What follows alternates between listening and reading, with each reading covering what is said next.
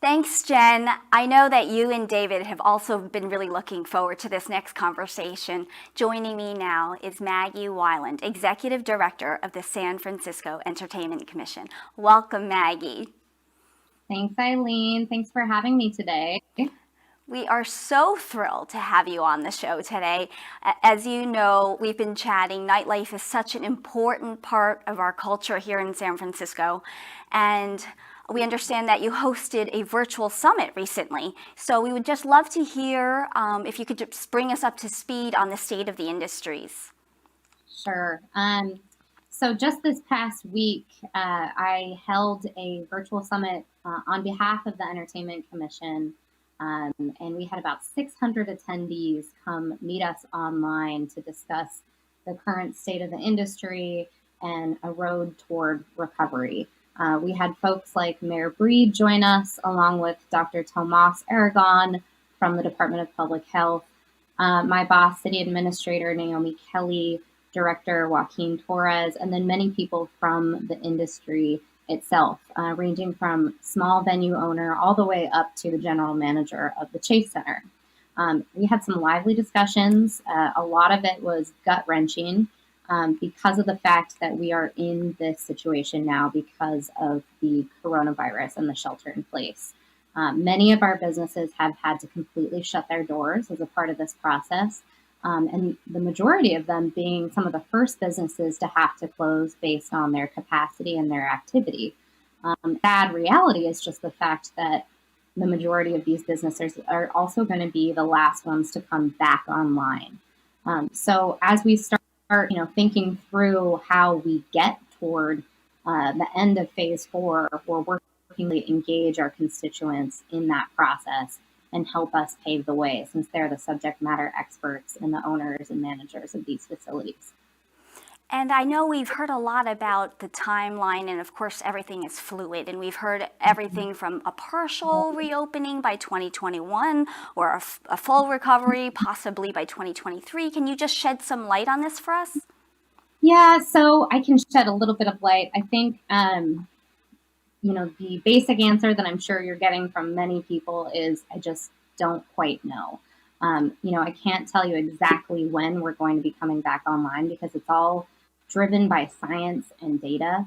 And so our leaders in San Francisco and regionally are looking at how to reopen and do it safely. And it's all going to be based on risk factors, the science, and the data. And so we're really looking closely at these health indicators to kind of show how we can safely move forward with reopening by sector.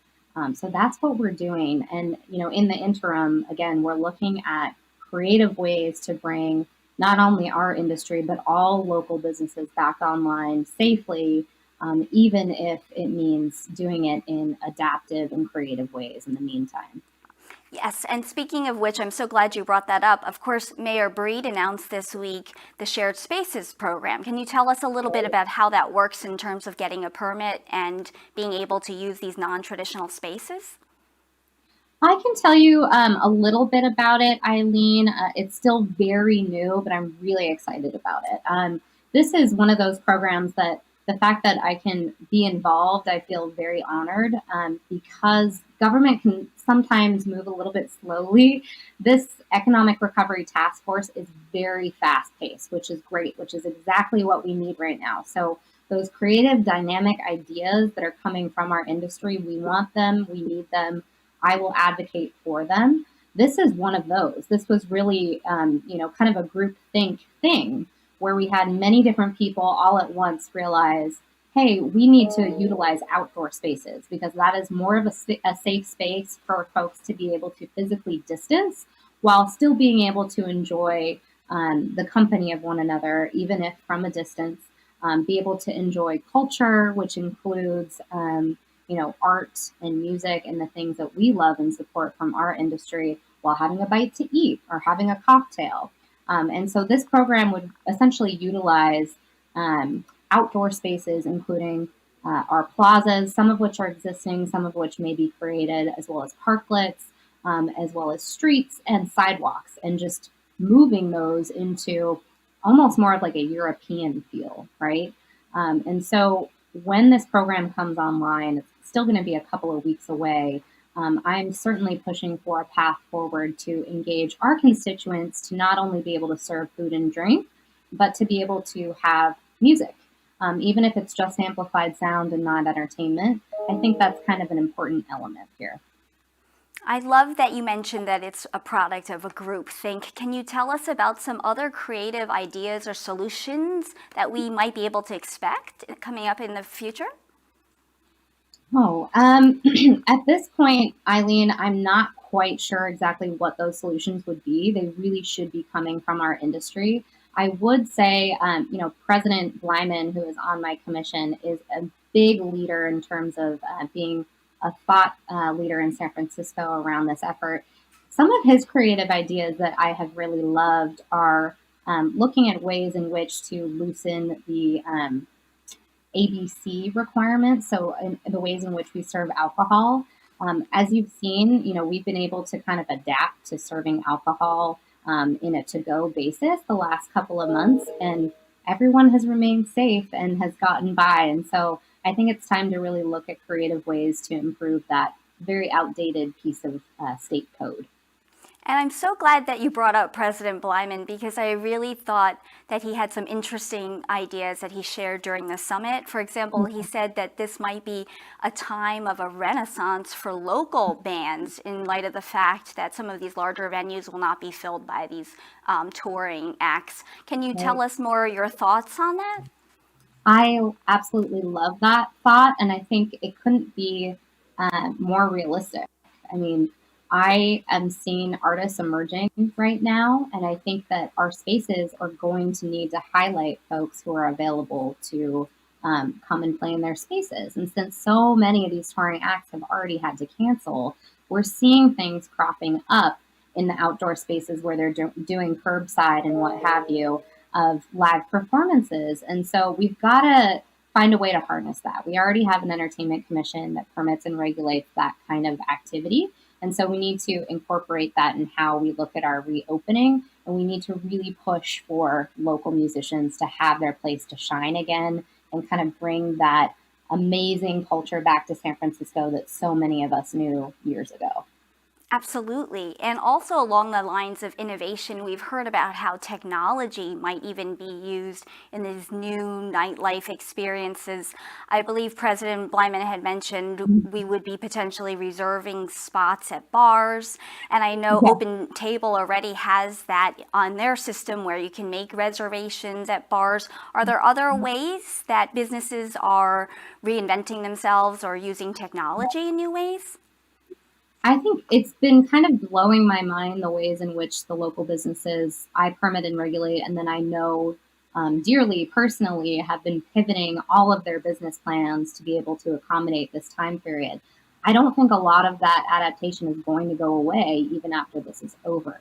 I mean, the fact that chefs who are currently employed are coming together and putting together meal plans each week for San Francisco residents, going down to the farmers markets and getting them all of the fresh veggies and then delivering it to them in person. That's a company called Chef's Cart. I absolutely love. And then, we have bars who may be reserving their space for, a 1 hour power hour or a 2 hour power hour where you come in with your 10 closest friends who you're already comfortable with. Maybe everyone's been able to get tested and, has a negative and is more comfortable with that. You come in, you have, drink till you drop, or, you have like a bar fee of some kind, and then it's all completely wiped down after your visit, and they bring in the next group. Like, I actually think things like that could very much work. That sounds incredible. And I was just wondering, Maggie, what spots are you going to be rushing back to when things finally reopen? Oh my gosh. Well, I'm a little bit biased. I do love McCondre, which is on Polk Street because my best friend owns it. I've known him since long before I was ever involved with the Entertainment Commission. Great, great space. I can't wait to go back there and hang out with my friends. I also love Ben's Bar, Tonic. It's amazing. And then again, I cannot wait to get back to see some live music. So going to the Fillmore, being able to hang in the poster room, going to the Independent, Great American Music Hall, Bottom of the Hill. you name it, I'm there. Well, you are getting us all fired up, Maggie. Thank you so much for joining us. We really appreciate your perspective and your insights. Thank you, Eileen. Thanks for having me today. And please do visit our website, the Entertainment Commission, as we do have a lot of information about nightlife relief. And soon we will be posting information, results from our survey that we had 170 people from the industry take. Actually, I just have one last question, just because it is true. So many of these workers in entertainment are also had second jobs in restaurants or with small businesses in tourism. Can you tell me, Maggie, how is the Entertainment Commission advocating for this community? Well, we are encouraging all of our constituents to go on our website and look at the ways in which you can not only support specific local businesses, there's many different ways in which you can do so directly with the business, but also directly with the employees. Those businesses have set up funds like GoFundMe for their employees who are currently unemployed due to coronavirus. So please take a look, do your research, support local businesses, at least 2 to 3 a week. Forgo making a meal at home to go and pick something up down the street. That is the best way in which you can support. All right, Maggie, thank you again. And we look forward to seeing you at all of these great venues down the road. And Jen, I'm going to send it back to you and David. I know that you've been chatting quite a bit about, David had mentioned restaurants that were on the top of his list when things reopen. And of course, Jen, we would love to hear, what are some of your favorite bars and clubs that you're looking forward to going back to?